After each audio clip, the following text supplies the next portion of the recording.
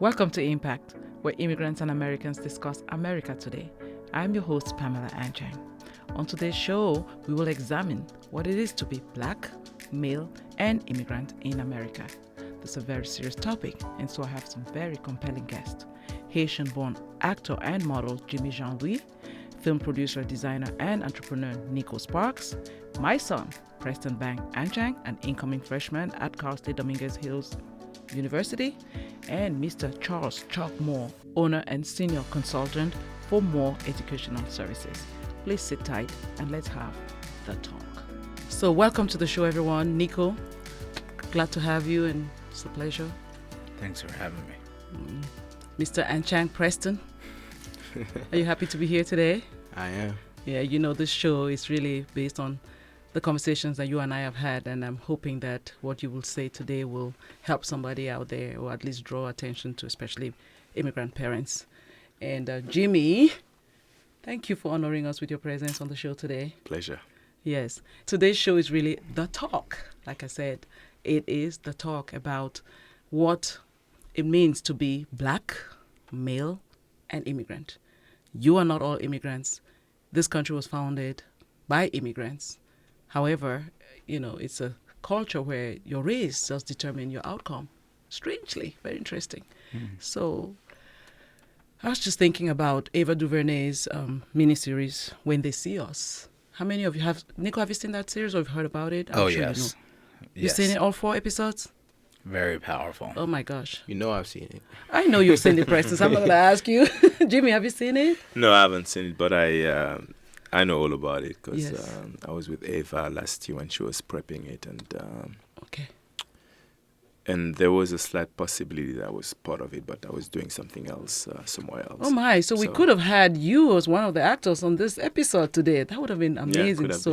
Well, you have in-depth knowledge, so I really want you guys to share your thoughts with me. Neko, let's start with you. What are your thoughts about it?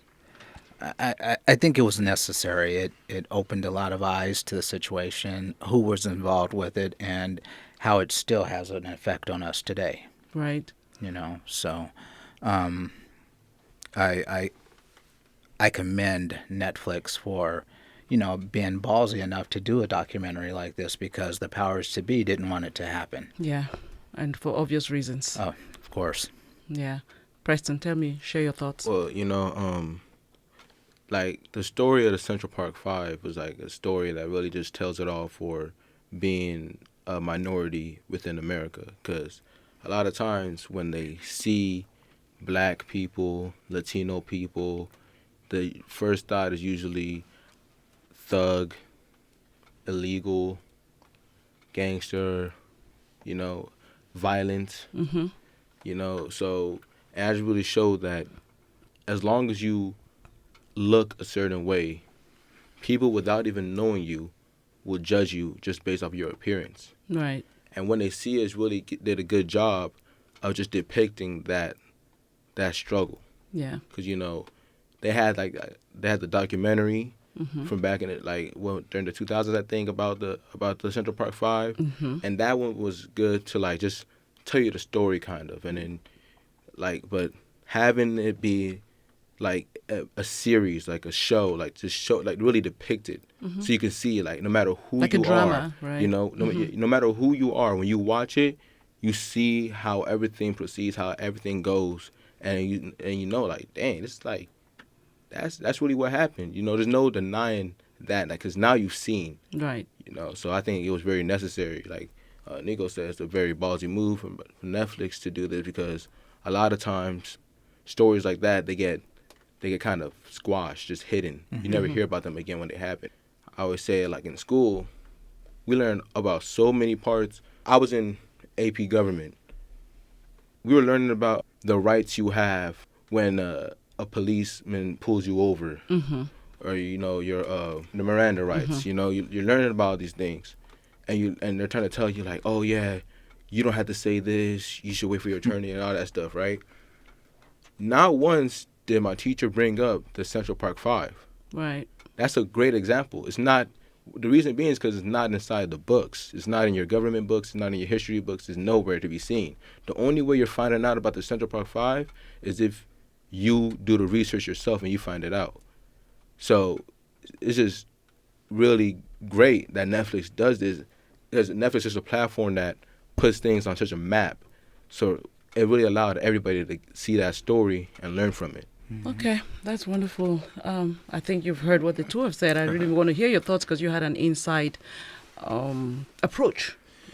Yeah, I mean, I guess for me, I when it comes to that, I look at things a little bit more globally. Yeah. Because, on my everyday kind of lifestyle, listen, I grew up in Europe, whether it was Paris, England, Italy, Spain, and then Africa. It doesn't matter where you are, you have the same kind of problem. It's just what it is. I guess at one point we just have to realize this is the world in which we're living. We also have to remember what America is made of. How did America come about? How do you identify yourself as an American? What does it mean to be an American? So for me, I remove myself a little bit more to those subjects that can sort of hurt. Of course that I understand, but at the same time, I look at the bigger picture. So not that I'm not surprised by some of the behaviors, not that I'm not happy by the fact that we're able to showcase those kind of movies, but at the same time, it's like, let's really look at the big picture. And for me as a black man, I try to focus more in who I am and the future of maybe what I stand for, which is more towards Africa than and more towards being who I am and what relates to me. Who am I? Where would I want to be? Where would I want my people to be? And yeah, so that's why I like those issues, but I really look at the bigger picture in general. I like that. It's a coincidence that we're doing this show at the helm of this miniseries that's come out. But if you think about it, what about the 6 unarmed black males? We're talking about Eric Garner, Michael Brown Jr., Akai Gurley, Tamir Rice, Tony Robinson, Freddie Gray, and we can go on and on and on. Ava is just, I think, scratching the surface of something that she can really portray. So I'm curious to know, do you think African and black immigrants from like you're from Haiti, from Latin America, do you think that black immigrants essentially understand their vulnerabilities in the system, though, here in the United States? Are you aware? Yeah, I mean, yes, I'm aware, and I'm also aware that, a lot of us are extremely confused. We don't necessarily know who we are. That's true. So we fight fights that have nothing to do with us sometimes. Absolutely. So yeah, that's why, I always go back to, who are we, once again, as an African, as a black man, our stories are not told at all. Never, ever.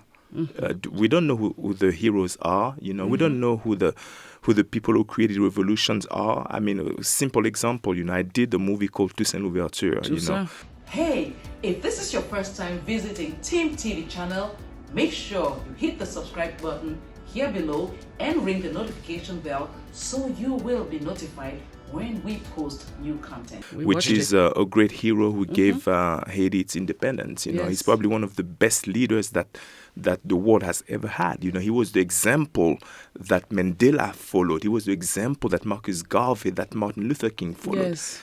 But we're living in a world, like, if you say Toussaint L'Ouverture, people will look at you, huh? Who? Yeah, who's that? So, it's like, I think it's good to go back to some structure and some key people. And maybe by doing that, you will have a better definition on who we are and what we stand for. So yes, do the immigrants, are we aware of the struggle? Yes, of course. How can you not be aware? But at the same time, the struggle is worldwide. It's everywhere. Make sure that you understand what you're fighting for. I'm sure you have a global perspective because you've lived all over the world. But I know a lot of African immigrants and from the Caribbean as well who may have a different take. But I'm curious to know from you, Preston, what are your thoughts about how, as being raised by African immigrants, do you see vulnerabilities in the way that we raise you guys in this culture? So when your parents are from a different country, there are different customs that are learned and taught there. So when they travel to a country like America and there's a huge culture shock, those customs are still brought with them until, I believe, when they finally have children. Yes. So, and it's from the children, like you have, that you learn what really happens. Yes. You hear the children's stories.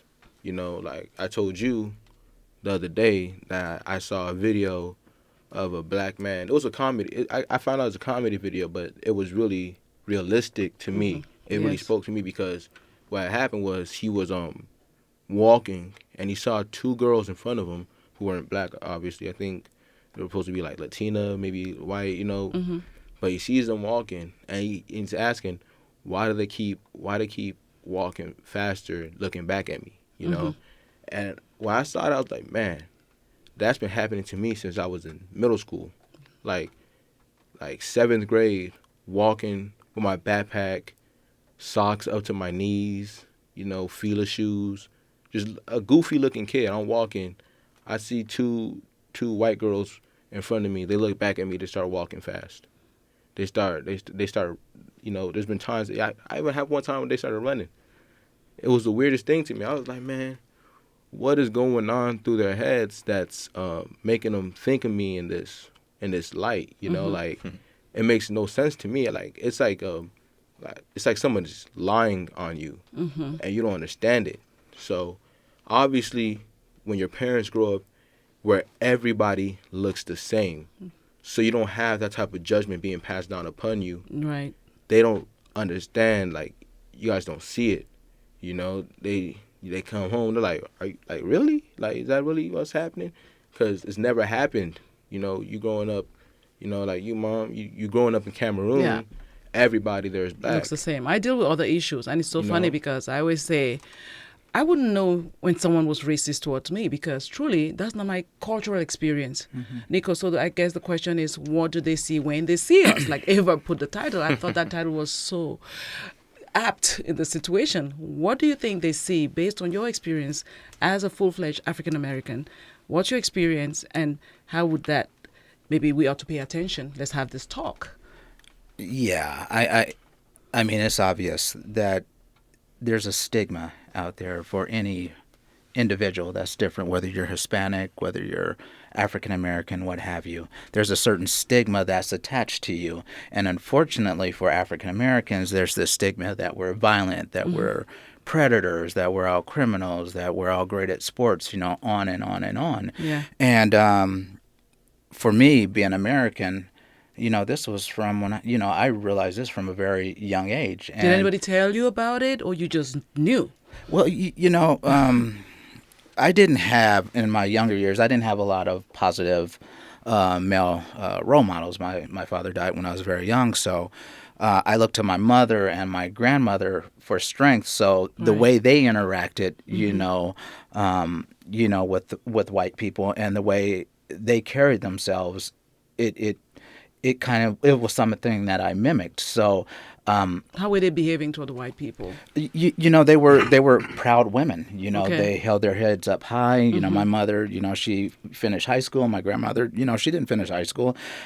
Still they were, there was a sense of intelligence and smarts about them, and they had been through so much and witnessed so much in their lifetime that they had a chip on their shoulder, and that chip, unfortunately, was passed down to me. But they passed down the tools on how to do this, how not to feel inferior to people that are talking down to you. Correct. And that are, that have certain, insinuations towards you. So, that's kind of how it went for me. That's interesting. So I'm going to ask one last question, basically, for this segment. How does it make you feel if you feel like you said that you put a chip? I think it's a sense of pride. I would say that sense of your pride of who you are. And the word stigma just really rubs me the wrong way to have a stigma based on my race. I'm going to start with you, Jimmy.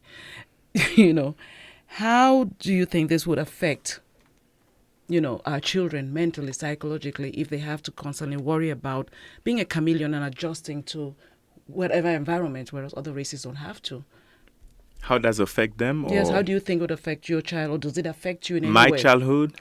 Or you, as an immigrant, obviously, black male?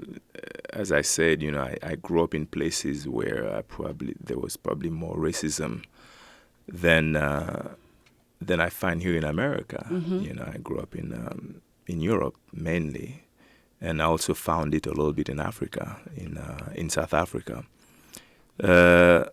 It's just, I don't know. It's just what it is, You just have to be aware. Stay aware. Be aware, and know exactly where you are at, and know how to behave. Because at the end of the day, it's all attached to a couple of things. First of all, it's power, and second of all, it's economical power. Mm-hmm. And it's just a cycle that will continue. It goes, by centuries or few.